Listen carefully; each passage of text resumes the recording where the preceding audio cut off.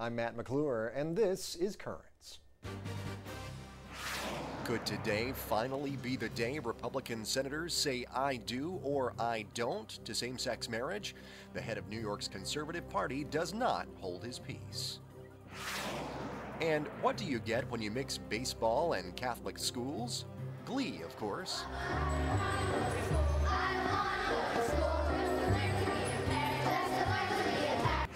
And a joyful noise travels from concert halls in Rome to a church in Brooklyn. We learn about God from truth and beauty, and tonight we could see the beauty.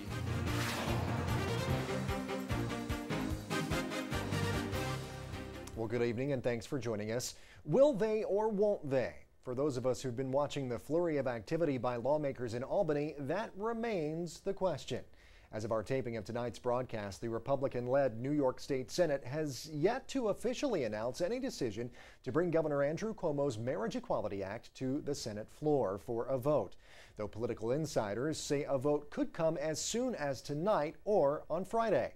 Well, this means that after days of fierce speculation and noisy demonstrations filling the halls of the Capitol, both for and against the controversial measure, that measure, by the way, that would legalize same-sex marriage in New York, Albany's state senators would take an intensely watched public vote to either uphold or redefine marriage under the leadership of Republican Senate Majority Leader Dean Skelos of Rockville Center.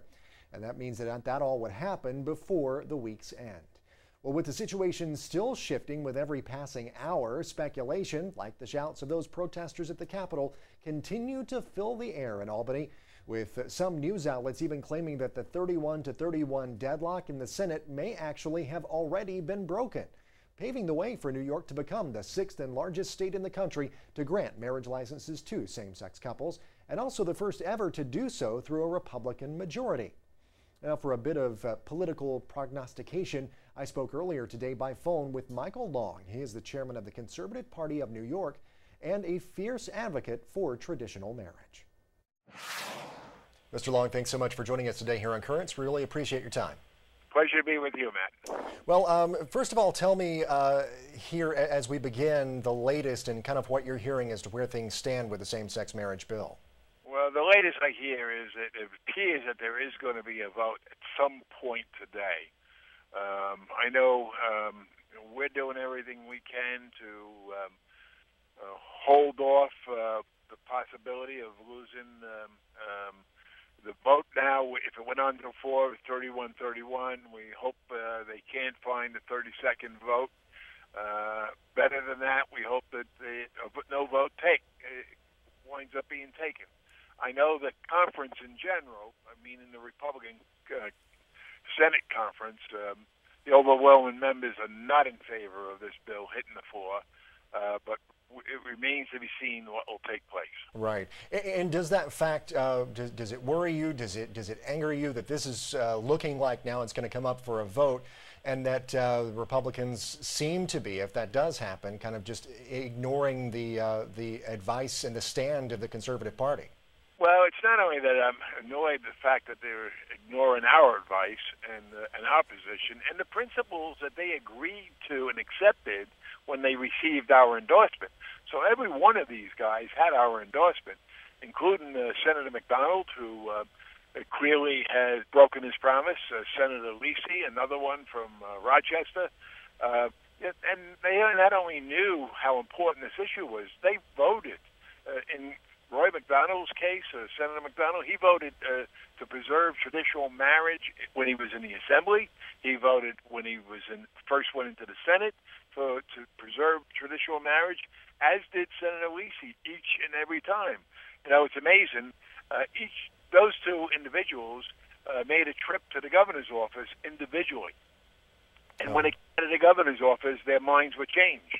You know, I wonder what happened at that meeting, and I wonder what price they solicited for their vote, and it is unbelievable that they could flip on an issue as important as this. You know, we're not talking about tax law here. What we're talking about is the sanctity of marriage, which has been with us since the beginning of time. Sure.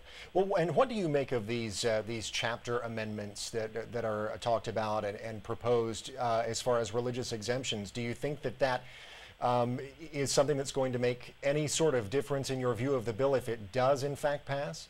No, look, the chapter amendments, as they're called, is nothing more but a cover for legislators to say, look, we did everything we could to defend the church. We did everything we could to carve out and defend religious institutions. It's nothing but cover, and whatever man puts into a bill like this, man can take out of the bill.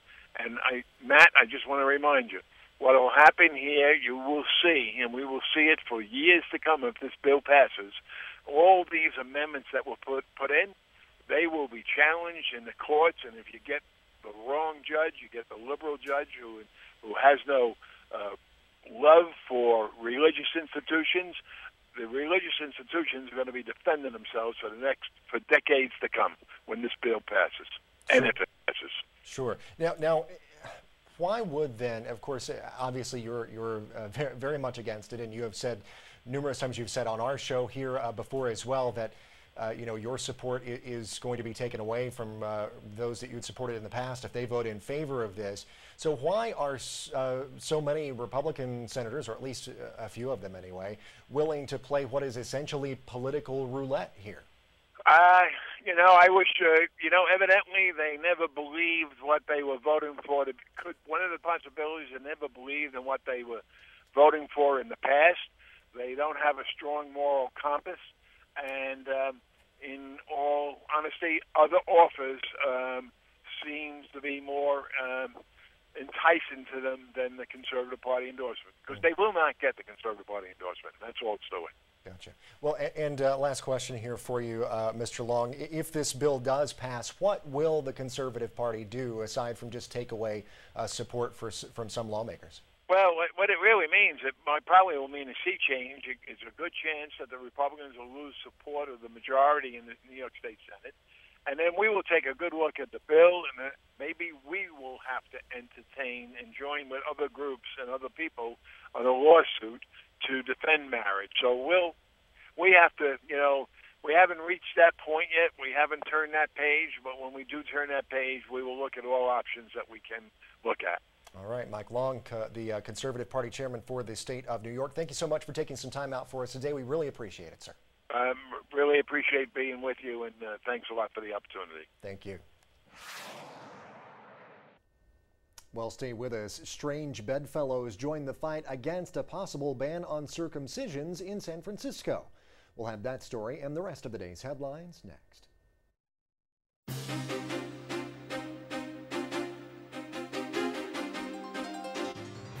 Welcome back to Currents. I'm Matt McClure. Coming up in just a bit, music is in the air, courtesy of a glee club and a choir. But first, let's have a look at the day's headlines. Well, last night, President Barack Obama unveiled his plan to withdraw U.S. troops from Afghanistan in a nationally televised address. As we hear, though, from CNN's Emily Schmidt, the plan is receiving criticism from all sides. This is the beginning, but not the end of our effort to wind down this war. Tens of thousands of U.S. troops in Afghanistan will get new marching orders after President Obama's address to the nation. The president called upon 33,000 troops to withdraw by September of 2012, 10,000 of them by the end of this year. After this initial reduction, our troops will continue coming home at a steady pace as Afghan security forces move into the lead. Our mission will change from combat to support. Congressional sources say the withdrawal pace is more aggressive than military leaders like outgoing Defense Secretary Robert Gates may have wanted. But some in Congress say it is time to redefine the mission. Enough is enough. After 10 years, how long will it take and how long should we be there? Go back to the war on terror. Let's go find the terrorists that have done us harm and wish to do us harm anywhere they may hide. Recent CNN opinion research polling showed nearly 3/4 of Americans supported at least some troop drawdown in Afghanistan. The number was up 10% since Osama bin Laden's death. What we leave behind will be our ultimate judge of our national security. I'm afraid we may have compromised 2 fighting seasons at a time when it wasn't necessary, and time will tell. I hope I'm wrong. I pray I'm wrong. Under Mr. Obama's proposal, 70,000 troops would remain in Afghanistan after 2012. That would mark more than a decade of U.S. involvement there. That report from CNN's Emily Schmidt. Well, here in New York, the former head of NARAL Pro-Choice New York pleaded guilty yesterday to charging the organization for personal expenses. Kelly Conlon admitted to submitting a Hamptons summer rental, personal meals, child care costs, car service, and clothing purchases as business expenses. Conlon has agreed to pay back $75,000 to avoid jail time. She resigned from NARAL in January. Well, turning to Georgia, where opponents of the state's new immigration law took to the streets of downtown Atlanta in protest.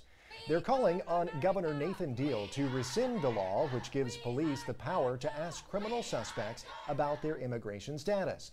It also allows for prison sentences for people who knowingly transport illegal immigrants during the commission of a crime. The law, which goes into effect next month, is similar to one enacted in Arizona last year that U.S. bishops called draconian. Well, from San Francisco, the Anti-Defamation League and individual Jews and Muslims are joining forces to fight an effort to ban circumcisions. The group is suing to get a measure off the November ballot that would make it a crime to circumcise any male under the age of 18. The Jews and Muslims say their rights would be affected if the measure were to pass.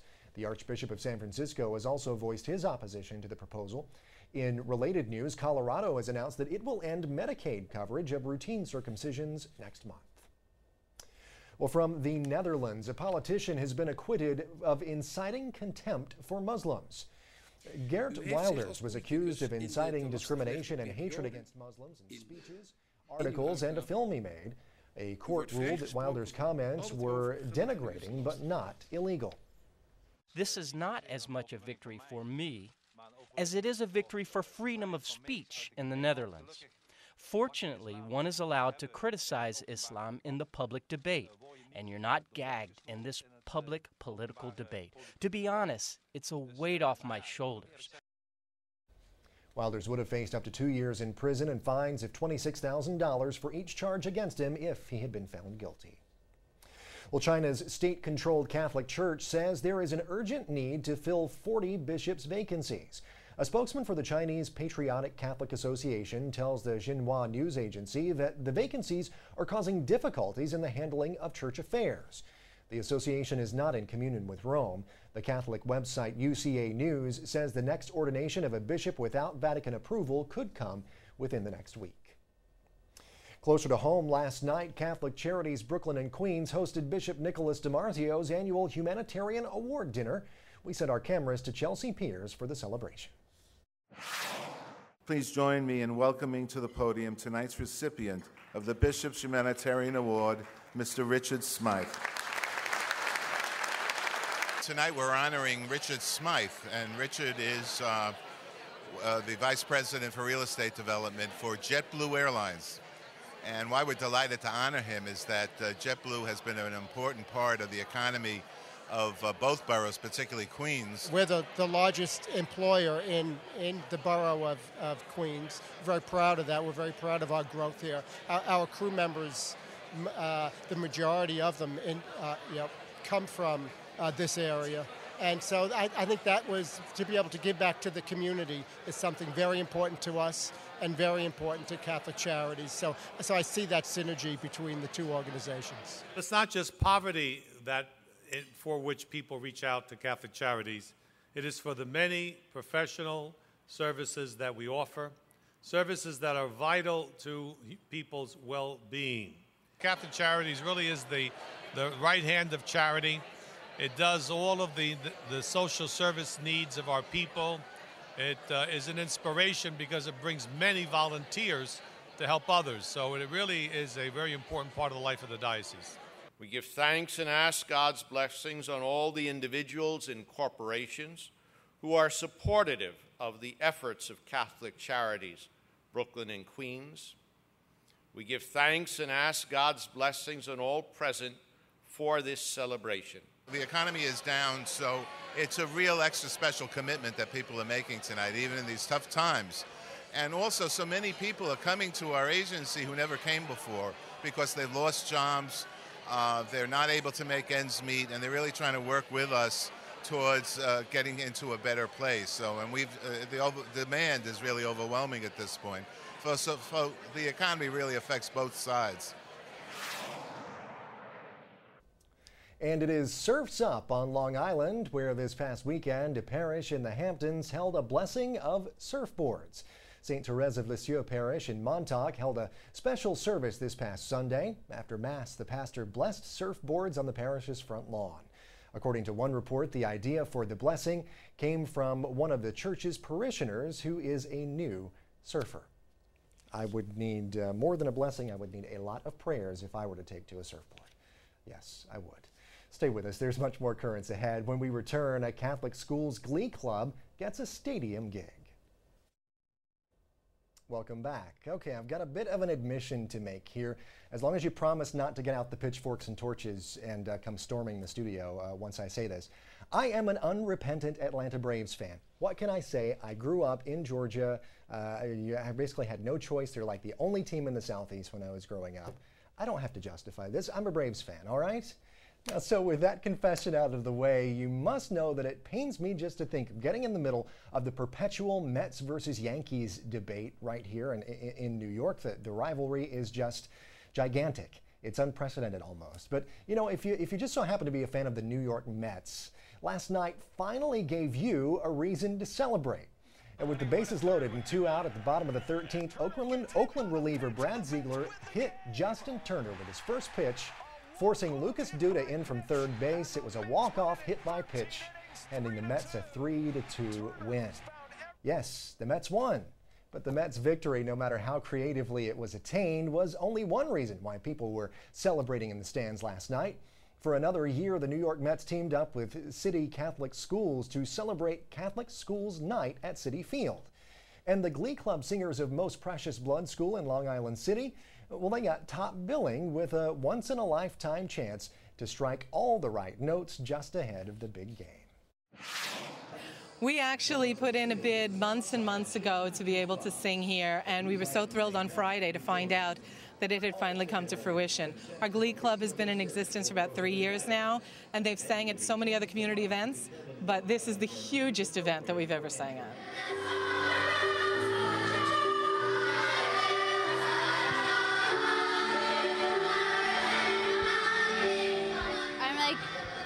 Excited because we've been practicing. It's been our dream for over a year now to sing here, and it's just like still a dream that we finally made it. I'm feeling great.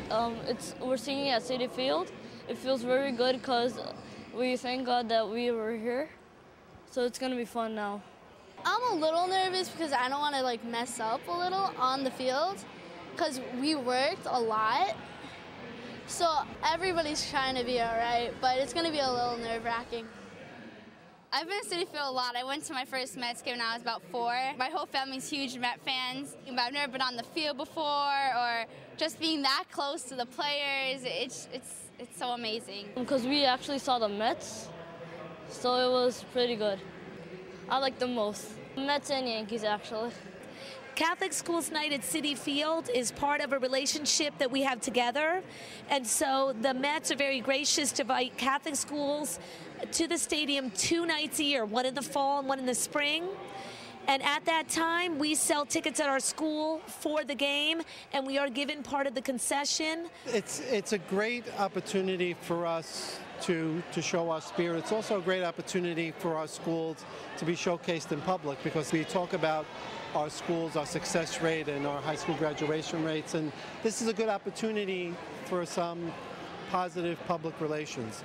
I like being in a Catholic school because you have a good education there, you have nice teachers, and you enjoy yourself there. I just graduated on Saturday.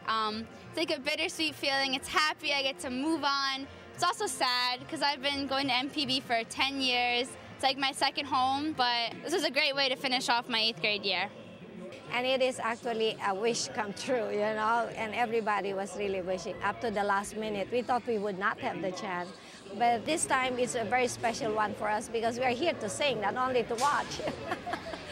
The students are excited and nervous and happy, and the excitement of people arriving at the stadium. And finally, we're here tonight at Citi Field, Most Precious Blood Schools, singing. I won't grow up, I won't grow up.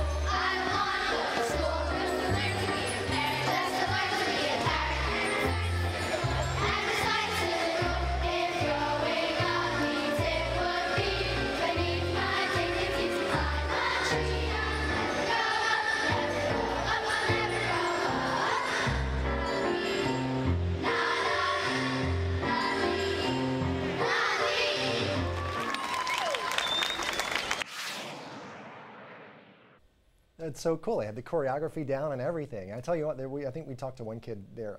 His name was Brendan. Reminds me so much of myself as a kid because it's like, I just don't want to mess up in front of a bunch of people. I mean, that's kind of how I was. That's kind of how I am now. Although I think I tend to do that on a regular basis, at least on this show, anyway. Well, stay with us. Current stays in tune with tonight's musical theme, courtesy of the choir of the Diocese of the Pope. Well, finally tonight, in keeping with the musical theme that we seem to have going on here on the program, we bring you a unique choir that recently paid a well-received visit to the Diocese of Brooklyn. The choir of the Diocese of Rome, and that would be the Diocese of Pope Benedict XVI, by the way. Well, they marked a musical milestone in the choir's history when they made their U.S. debut in a 6-stop tour in and around the tri-state area. Well, the highly anticipated tour included pieces performed at Blessed John Paul II's recent beatification ceremony, as well as a medley of classical and sacred music, and it came to a show-stopping finale at Regina Pacis Church in Bensonhurst, Brooklyn, just a few weeks ago.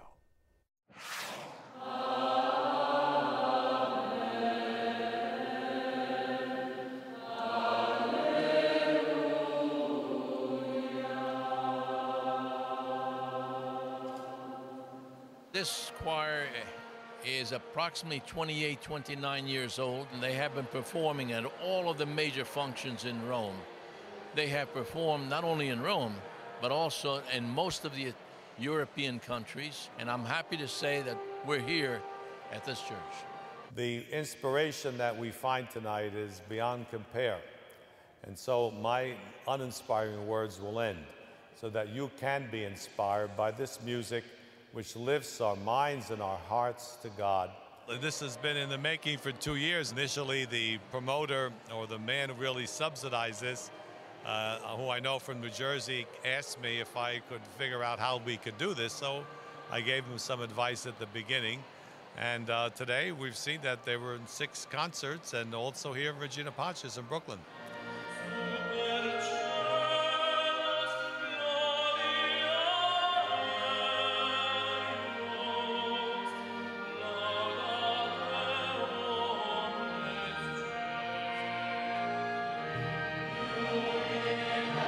This tour, we have 2 repertoire different.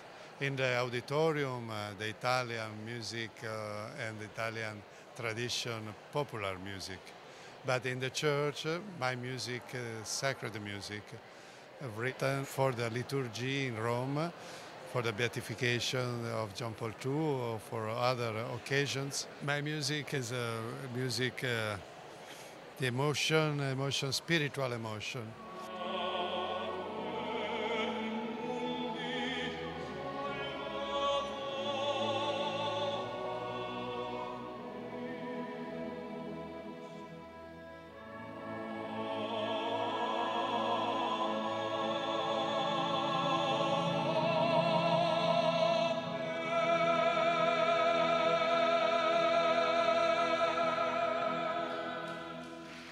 The music was absolutely marvelous. It was something that was priceless to me. It was amazing how they played their instruments, how they sang, and what their music was. This concert was just amazing. We learn about God from truth and beauty. And tonight we could see the beauty of the singers, the beauty of each instrument of the orchestra, the beauty of the composer with his love and his talent, creating songs like that and hymns like that to honor Mary and to honor our Lord. It was a wonderful evangelization moment because we taught about God tonight. They did, actually, through the beauty of their talent.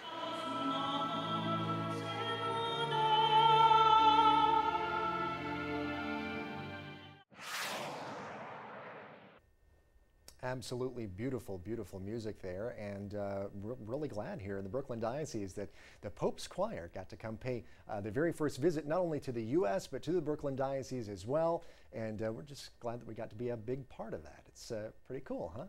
Well, that is it for this edition of Currents, but as we continue to keep our eye on the developments in Albany on same-sex marriage, however slowly they may come, the gridlock on wedlock drags on into yet another day. So as we keep our eyes on all that, you keep your eyes on Currents, okay? Until next time, though, be sure to visit us online at currentsny.net. You can also check us out on Facebook and on Twitter. For all of us here at Currents, I'm Matt McClure. Thanks so much for watching and have a great night.